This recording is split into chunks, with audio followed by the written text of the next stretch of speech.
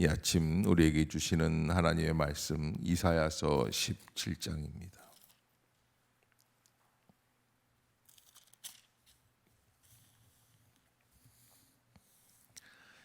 이사야서 17장 1절부터 14절까지 한 절씩 보도록 하겠습니다. 다메섹에 관한 경고라. 보라, 다메섹이 장차 성읍을 이루지 못하고 무너진 무더기가 될 것이라.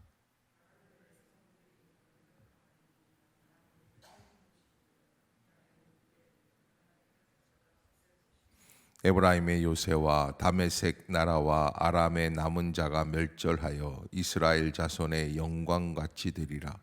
만군의 여호와의 말씀이니라.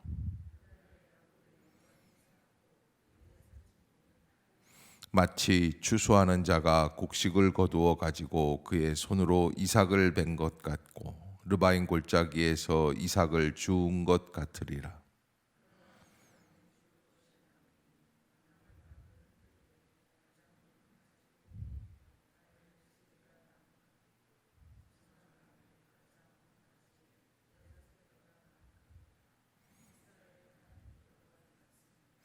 그날에 사람이 자기를 지으신 이를 바라보겠으며 그의 눈이 이스라엘의 거룩하신 이를 뵙겠고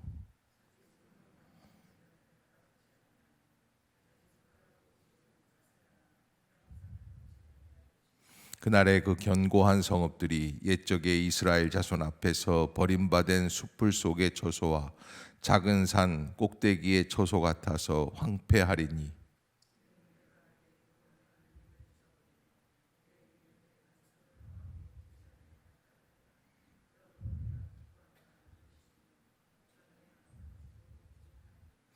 내가 심는 날에 울타리를 두르고 아침에 내 씨가 잘 발육하도록 하였으나 근심과 심한 슬픔의 날에 농작물이 없어지리라.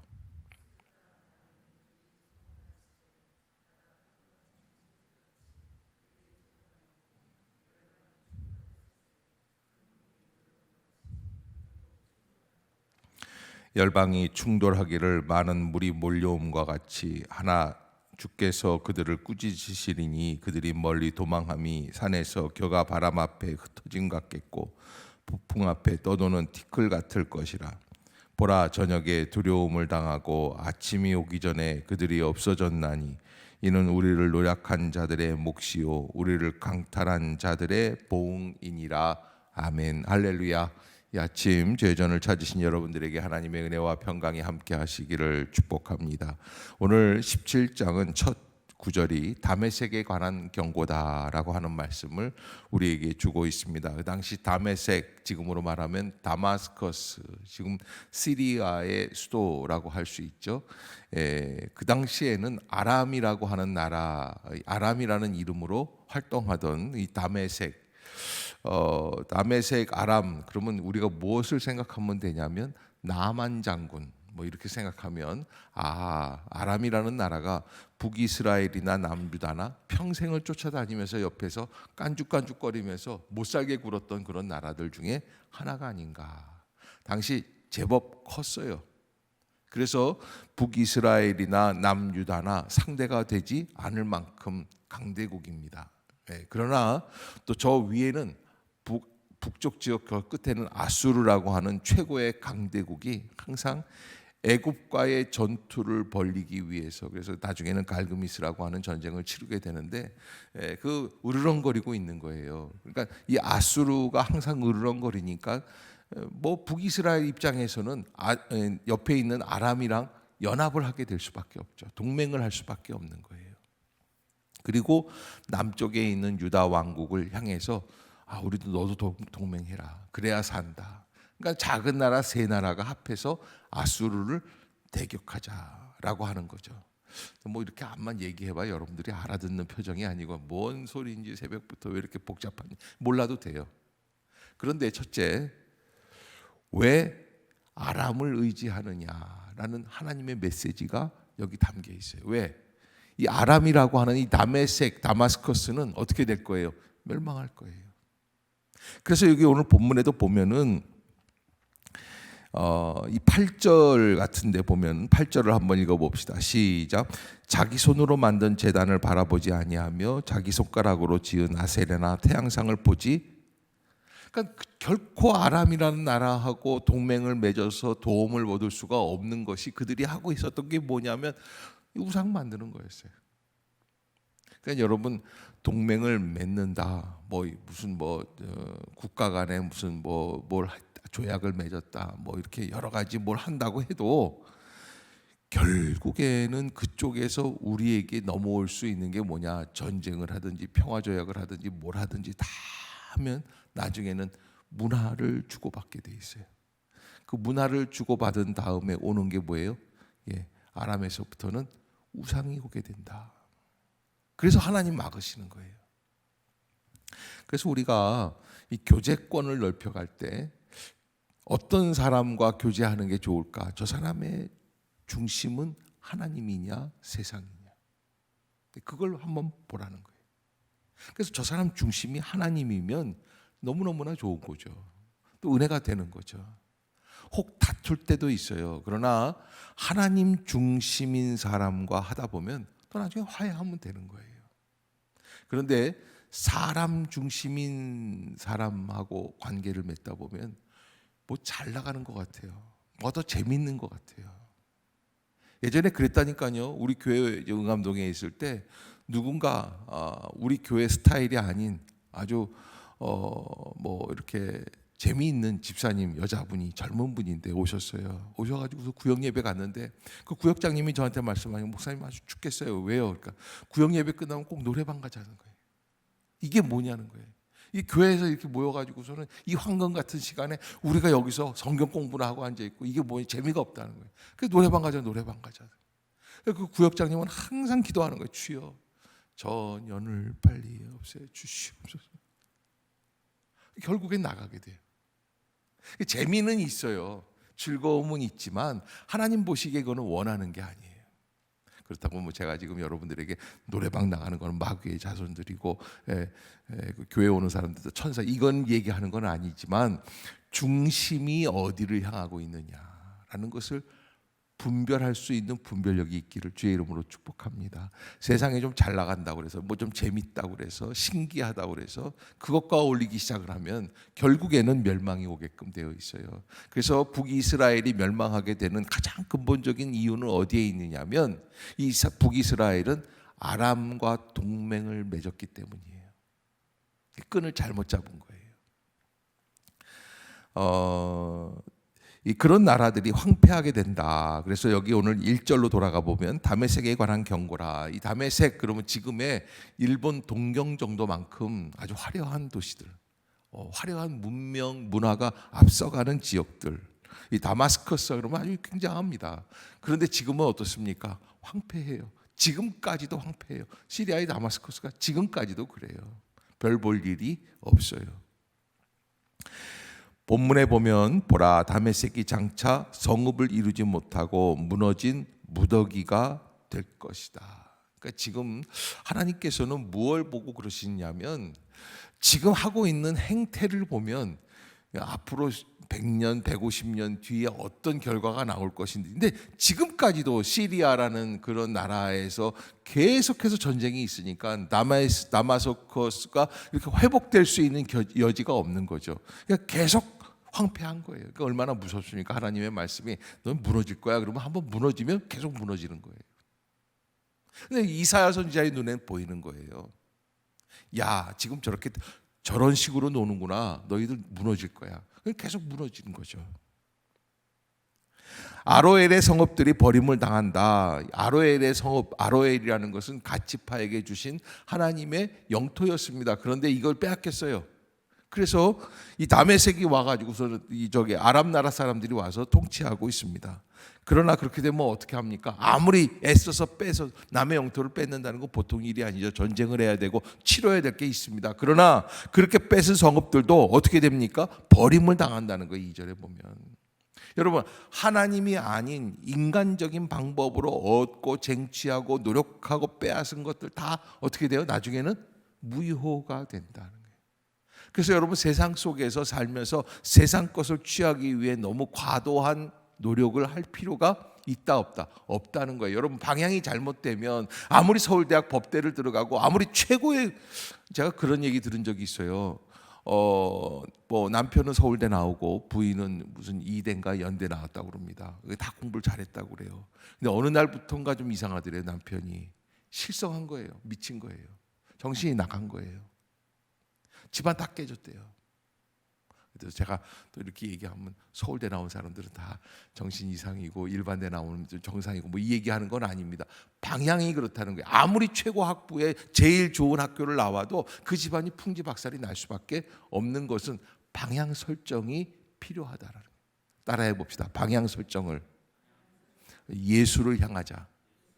아멘. 방향 설정에 있어서 우리가 꼭 바라야 될 것, 예수 그리스도, 말씀, 은혜, 성령, 아멘. 그쪽으로 향하자는 거예요. 그러니까 아로엘의 성읍들 빼앗았지만 뭐합니까? 버림을 당하는 거예요. 양무리를 치는 곳이 된다는 거예요. 양이 눕는다는 거예요. 여러분 여기 오늘 본문에 양이 눕는다. 양이 눕는 게 얼마나 좋습니까? 양이 평안하게 누워서 이렇게, 근데 양이 함부로 눕지를 않는다는 거예요. 왜? 양은 민감해요. 그래가지고 법이 많아요. 사람이 좀 있으면 안 누워요. 그러니까 사람을 이렇게 사방으로 둘러봐도 있어요 없어요? 없다는 거예요.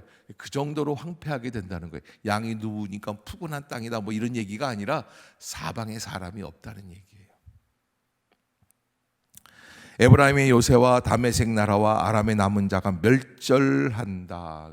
멸절하게 된다. 하나님의 관점에서 볼 때 지금은 좀 비록 강성하지만 너희들이 아람과 북이스라엘이 합력해서 연합을 해가지고 뭔가 해보려고 하지만 멸절하게 됐다. 그래서 뭐라고 그러냐면 3절 후반부에 보면 이스라엘 자손의 영광같이 되리라. 이스라엘 자손의 영광같이 되리라. 이스라엘 영광이 어떻습니까? 4절을 한번 보겠습니다. 시작. 그날에 야곱의 영광이 쇠하고, 그랬어요. 그날에 야곱의 영광이 쇠하고.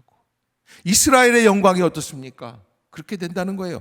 야곱의 영광이 쇠하는 거예요. 아무리 화려하면 뭐합니까?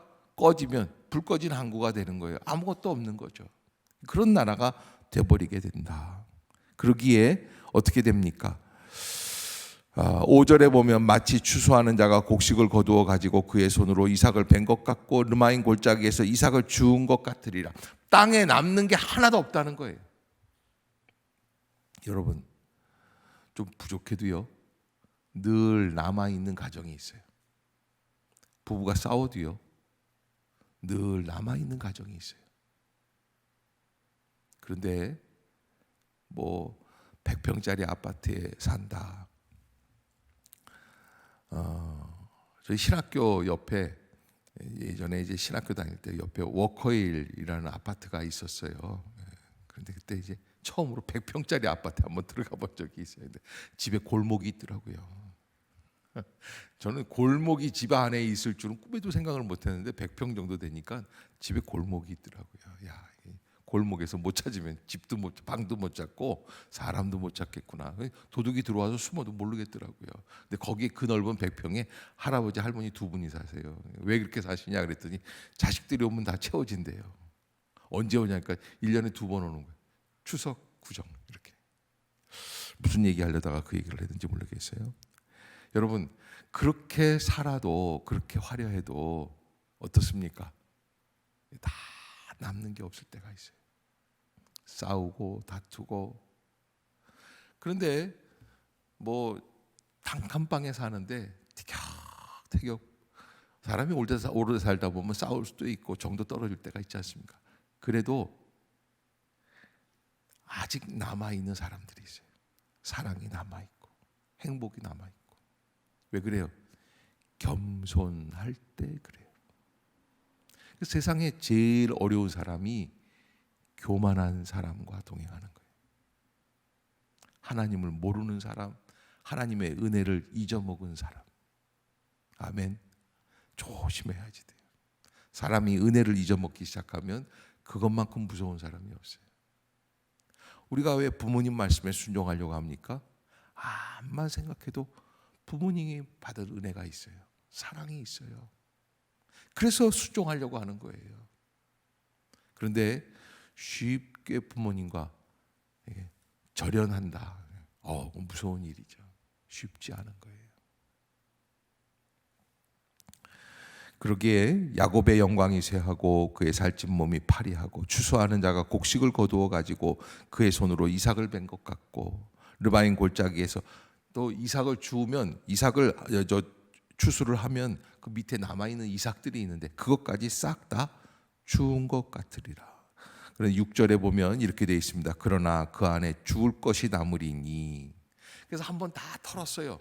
그래서 한번 다 털고, 그리고 남은 게 있어요. 이게 오늘 중요한 메시지예요. 6절이 한번 같이 읽어볼까요? 시작.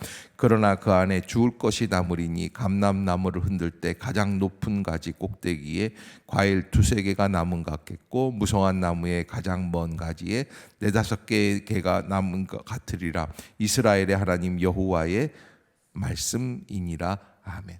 남기는 남아요. 그래서 이사야가 항상 하는 말씀이 무엇이냐면 남은 자의 사상이에요. 따라해 봅시다. 하나님은 심판 후에도 약속의 백성을 어떻게 하신다? 남기신다. 남기신다. 그러면 뭐 하면 돼요? 회개하면 돼요. 돌이키면 돼요. 돌아오면 된다고 그랬잖아요. 아무리 골백번이라도 주님 앞에서 돌이키기만 하면, 아멘, 회개하기만 하면, 이 말씀을 듣는 순간 주여 내가 잘못했습니다. 내가 하나님 앞에서 부족합니다. 연약합니다. 내가 주님께 돌아가기를 원합니다. 아멘.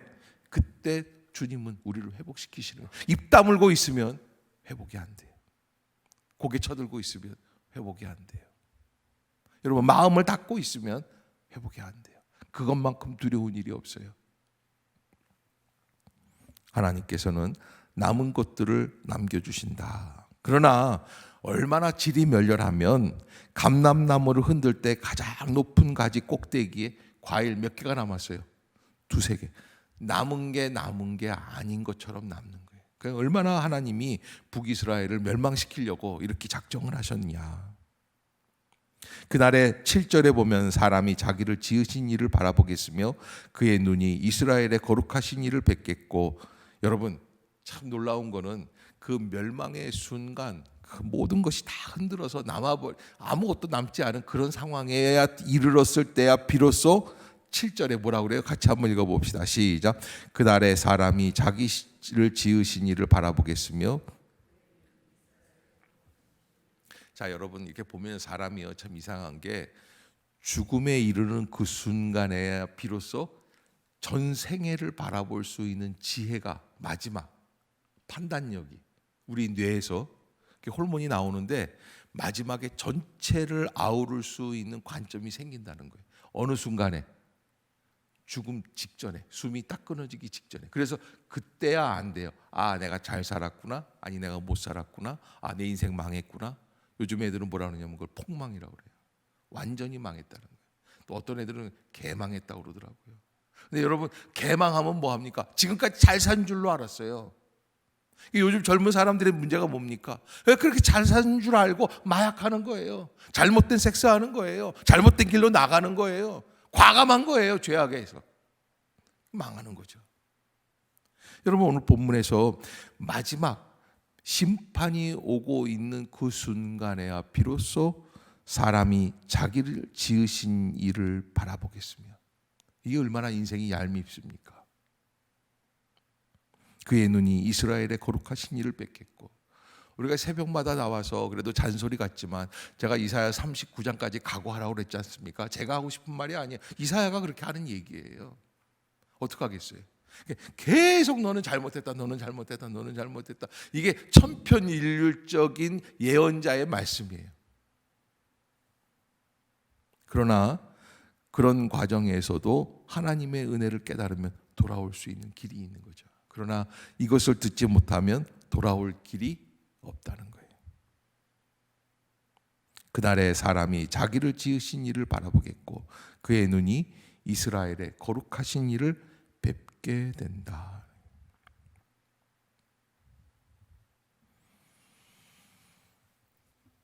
그래서 9절에도 보면 황폐하겠다. 왜 그러느냐? 10절을 한번 봅시다. 시작.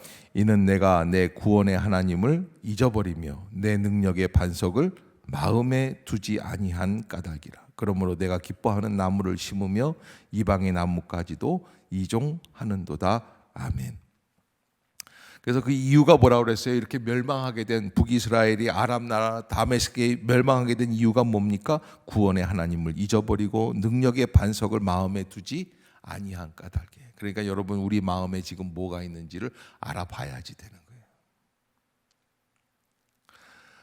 거예요. 이분은 이제 시간이 다 됐지만, 제가 5살 6살 때 이제 저희 아버님이 사업을 실패하셨어요. 망했어요. 부도가 난 거예요. 부도가 났다고 그러잖아요.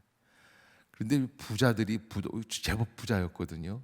부자인데 망하면 엄마는 따로 빼놓더라고요. 따로 이제 뭔가 꽁쳐놓은 게 있는 거예요. 그래서 빚잔치를 다 하고 어느 정도 이렇게 뭐 1,000만 원 받을 사람 뭐 이렇게 얼마 주고 이렇게 하는 거 있잖아요. 다 하고 어머님이 이제 인천 이제 그 신포동에 그게 무슨 한일은행이었나 주택은행이었나, 그런데 거기 가서 이제 어머님 따로 통장을 다른 이름으로 차명 계좌로 해가지고 만들어 놓은, 그래가지고선 그 2천인가 3천만 원 남았더래요.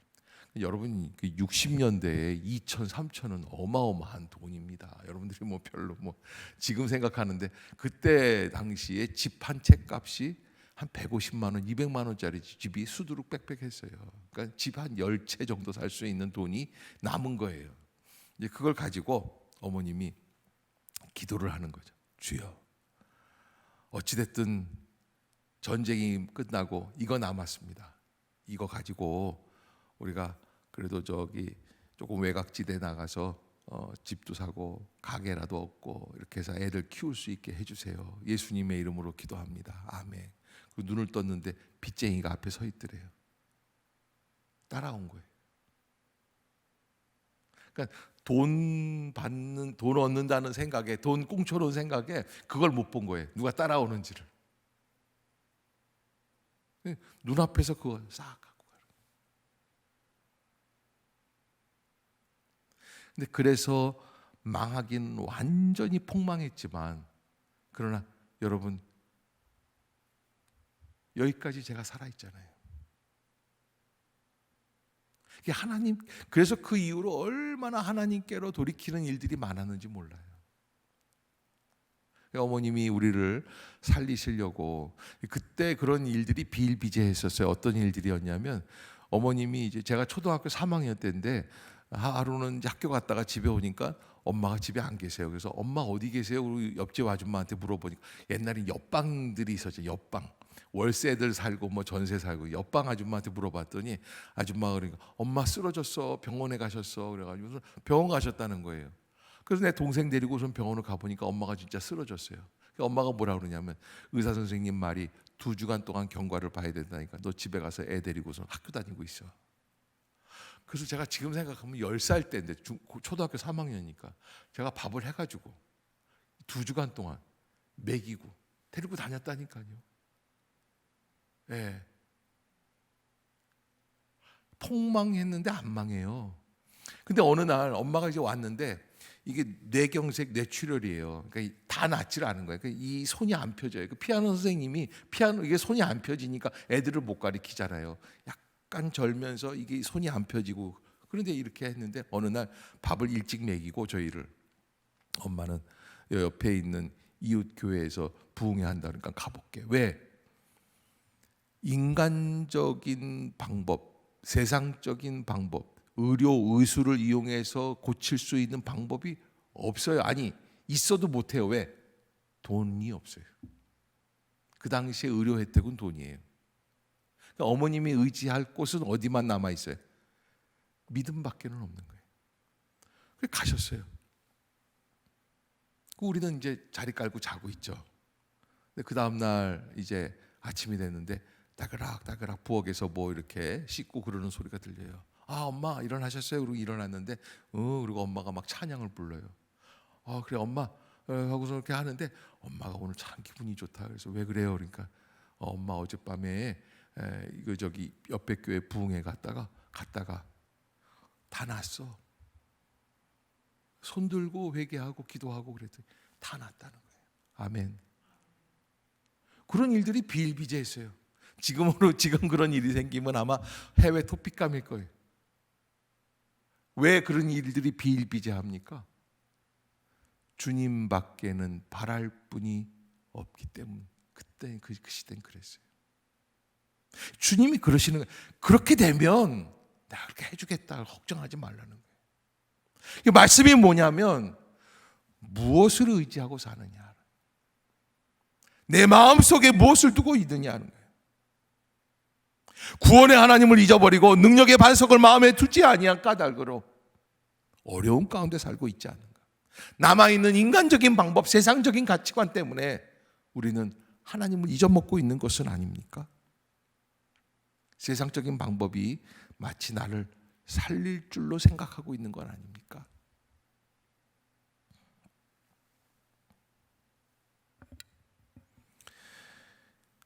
하나님이 원하시지 않는 사람들의 앞길은 심는 날에 울타리를 두르고 아침에 씨가 잘 발육하도록 하였지만 근심과 심한 슬픔의 날에 농작물은 없어질 것이라고 11절에 하나님이 말씀해 주십니다. 더 나아가서 14절, 보라 저녁에 두려움을 당하고 아침이 오기 전에 그들이 없어졌나니 이는 우리를 노력한 자들의 몫이요 우리를 강탈한 자들의 보응이니라. 이사야 선지자가 볼 때 앞으로 이 시리아, 아람 나라, 다마스커스의 미래는 그렇게 될 것이다. 아무리 지금은 잘 나간다고 하더라도. 그래서 여러분, 주머니를 볼 게 아니라 주머니에 돈이 얼마나 남았나, 그게 아니라 내 심령의 마음에 누가 계시는가. 자, 따라해 봅시다. 주머니가 아니라 마음속에 누가 있습니까? 그걸 보자는 거예요. 오늘 끝. 그거예요, 주제가. 주머니만 뒤질 게 아니라 내 마음속에 누가 계십니까? 나는 누구를 의지하고 살아가고 있습니까? 내가 계산하는 방법은 무엇입니까? 그것을 한 번 더 되짚어보고 나아갈 수 있는 그런 복된 심령들이 되시기를 주의 이름으로 축복합니다. 기도하겠습니다.